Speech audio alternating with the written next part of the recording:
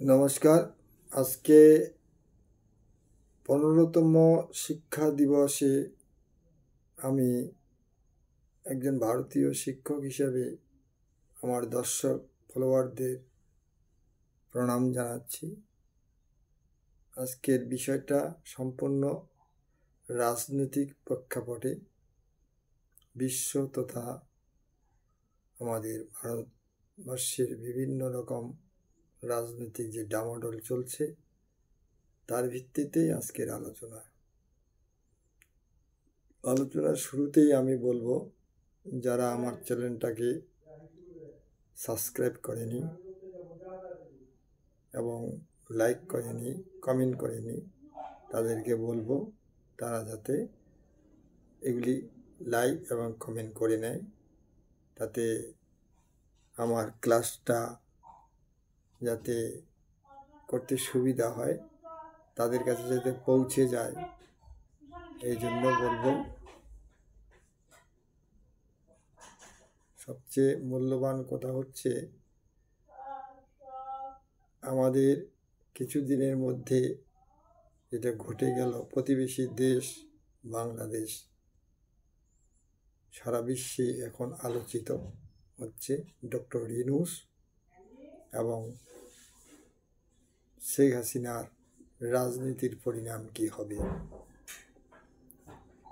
আর একটি নাম বারবার উঠে আসছে, যেটা ভারতবর্ষ, অর্থাৎ ভারত। স্বাভাবিক কারণে আমরা বলবো যে যখন ভারতবর্ষ চার টুকরা হয়ে গেল, 190 বছর ব্রিটিশের অধীনে থাকার পর চার টুকরা হয়ে যখন স্বাধীনতা লাভ করলো, পূর্ব পাকিস্তান, পশ্চিম পাকিস্তান, পূর্ব ভারত, পশ্চিম ভারত, স্বাধীনতা আইনের 7-1 ধারা অনুযায়ী একটি দেশ 4টি টুকরায় পরিণত হলো, যার পরিণাম দ্বিজাতিক তত্ত্বে হিন্দুস্তান পাকিস্তান। এই হিন্দুস্তান পাকিস্তানের যে সাম্প্রতিকতার বীজ ব্রিটিশ বুনে দিয়ে গেল, যার বিষফল এখন ফলছে, আর মানব সভ্যতা সেটা উপলব্ধি করছে, বিষক্রিয়ায় ছটফট করছে এবং লক্ষ লক্ষ মানুষের প্রাণ যাচ্ছে। আর যারা ক্ষমতার লোভে দেশকে 4 টুকরা করে নিল, তাদের কলঙ্কের ইতিহাস আজকে বিভিন্ন সোশ্যাল মিডিয়ায় পরিচালিত হচ্ছে। তাই আমি বলবো, এই পৃথিবীতে নজিরবিহীন দৃষ্টান্ত গড়লেন যে ব্যক্তি, যিনি শান্তিতে নোবেল পুরস্কার পেয়েছেন, অথচ অশান্তির ঝড় বইয়ে দিয়ে তার মেধাশক্তির মধ্য দিয়ে সামরিক শক্তিকে বোকা বানিয়ে ছাত্র আন্দোলনের নামে তিনি যে জঙ্গি কার্যক্রমের মধ্য দিয়ে একটা নির্বাচিত সরকারকে নির্বাসন দিলেন, এ সাধারণ মানুষের ধারণার বাইরে এবং বিজ্ঞ মহলও এটা অনুভব করতে পারেনি। তাই 1971 সালে বাংলার মুক্তিযুদ্ধ যখন হয় শেখ মুজিবুর রহমানের নেতৃত্বে, সেদিন বাংলা ভাষা এবং বাঙালি জাতির ইজ্জত রক্ষার ক্ষেত্রে পশ্চিম পাকিস্তানের যে শাসন জুলুম, তার হাত থেকে মুক্তি পাওয়ার জন্য পূর্ব পাকিস্তানকে স্বাধীনতা একটা মুক্ত মঞ্চ তুলে দিল সেই জাতির পিতা বঙ্গবন্ধু শেখ মুজিবুর রহমান। তার স্মৃতি মূল্যায়নে আজকে বাঙালি জাতির কুলঙ্গার সন্তান ডক্টর ইউনূস যেটা করলেন, তিনি নিজেও বাঙালি হয়ে বাঙালির প্রতি অসম্মানজনক, বাংলা ভাষার প্রতি অসম্মানজনক যে ন্যাক্কারজনক ইতিহাস সৃষ্টি করলেন তাহা অবর্ণনীয়, যা বাঙালি জাতির একটা কলঙ্কময় ইতিহাসের অধ্যায় সৃষ্টি করল এবং বিদেশি অর্থাৎ সেই আমেরিকার দালালের কাজ করছে। আর যিনি সহযোগিতার হাত বাড়িয়ে দিল, যে প্রতিবেশী দেশটি বারবার তাদের বিপদের দিনে গার্জিয়ানের ভূমিকা পালন করে, সে হলো ভারতবর্ষ। অতীতে আমরা শ্রীমতী ইন্দিরা গান্ধীকে যেমন দেখেছি ভারতের প্রধানমন্ত্রী হয়ে ৭১-এর যুদ্ধে, মুক্তিযুদ্ধে যেভাবে সহযোগিতা করেছিল এবং শরণার্থীদের সেদিন বিভিন্ন দেশান্তর থেকে ভিক্ষা মাগে শ্রীমতী ইন্দিরা গান্ধী তাদেরকে খাওয়াইছিল, পড়াইছিল এবং মুক্তিযুদ্ধের সহযোগিতা করেছিল। সেই ভারতবর্ষকে তারা শত্রু ভাবাপন্ন সবসময় ভাবছে। আর তারই সূত্র ধরে আজকে বর্তমান ভারতবর্ষের প্রধানমন্ত্রী নরেন্দ্র মোদীজি, তিনি শেখ মুজিবুর রহমানের কন্যা শেখ হাসিনাকে যে সহযোগিতা করছেন সেটাও তারা সহ্য করতে পারছেন না। তাই এই রাজনীতির মঞ্চে ভারতবর্ষ একটা শক্তিধর দেশ, তারা জানে না ভারতবর্ষ তাদের কি করতে পারে। তাই এখানে উদাহরণ হিসেবে বলা যায়, একটা বাবা কখনোই সন্তানের ক্ষতি চায় না। ঠিক এরকম পূর্ব পাকিস্তান বাংলাদেশে পরিণত করলো কে? ভারত প্রধানমন্ত্রী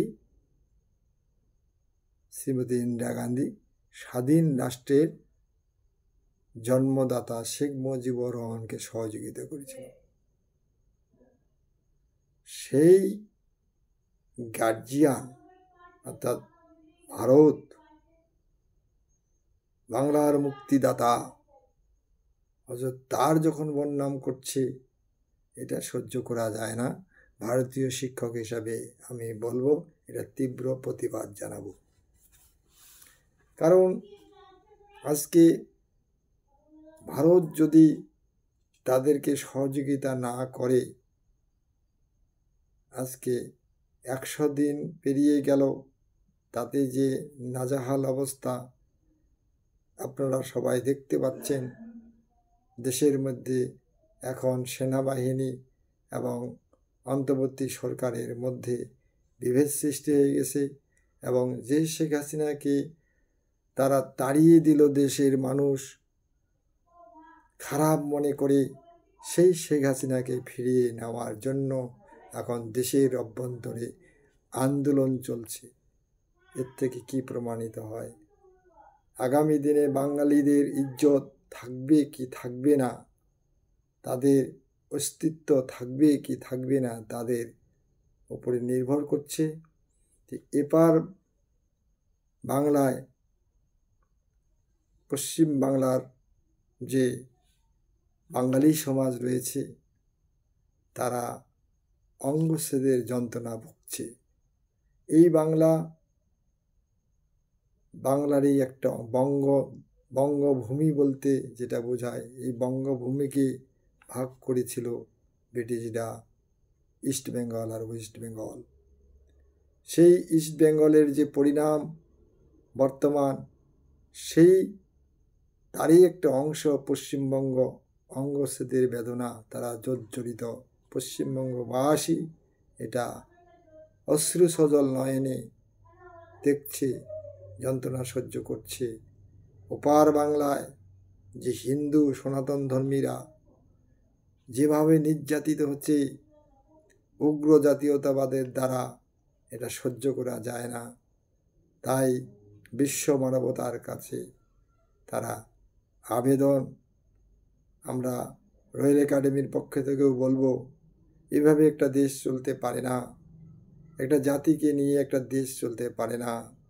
তাই দ্বিজাতিক তথ্যে ভারত স্বাধীন হওয়া সত্ত্বেও আজকে ভারতে সর্বধর্ম সমন্বয়ে এখানে সমমর্যাদা সম্পন্ন, এখানে কোনো অপ্রীতিকর ঘটনা ঘটে না। অথচ বাংলার মাটিতে যেটা হচ্ছে সেটা সহ্য করা যায় না। তাই অচিরে এর একটা সুরাহা চাই, এবং রাষ্ট্রসংঘ যদি মনে করে এটাকে 3 দিনেই বন্ধ করে দিতে পারে, কারণ রাষ্ট্রসংঘের উপরে এর ন্যায় বিচার বর্তাচ্ছে।